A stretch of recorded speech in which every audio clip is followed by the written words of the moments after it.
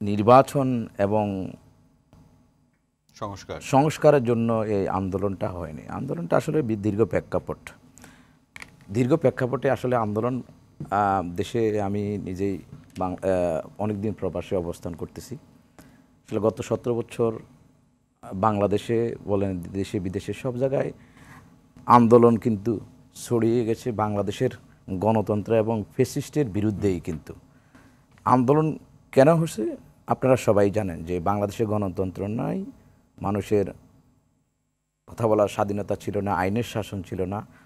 তারপরে আপনারাই দেখেছেন যে বেগম খালেদা জিয়া বাংলাদেশের 3বারের প্রধানমন্ত্রী, ওনাকে কিভাবে তিলে তিলে, আমি মনে করি যে ওনাকে এই স্লো পয়জন দিয়ে এই গভর্নমেন্ট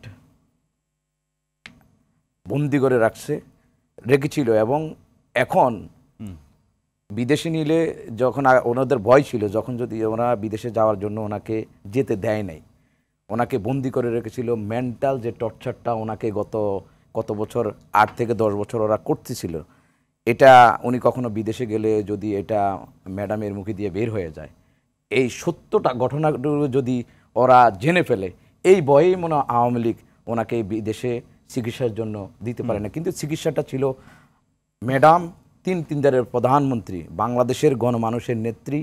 বাংলাদেশে এমন কোনো ইলেকশন নাই যিনি ওখানে ইলেকশন করার পরে কখনো হারছেন। এবং আমরা যারা ছাত্র রাজনীতি করেছিলি, আপনারা জানেন যে এরশাদের বিরুদ্ধে যে স্বৈরাচারী আন্দোলন ছিলেন, সেখানে বেগম খালেদা জিয়ার কী ভূমিকা ছিল, সেখানে বিএনপির কী ভূমিকাটা ছিল। বাংলাদেশের 18 কোটি মানুষের হৃদয়ের স্পন্দন ছিলেন বেগম খালেদা জিয়া।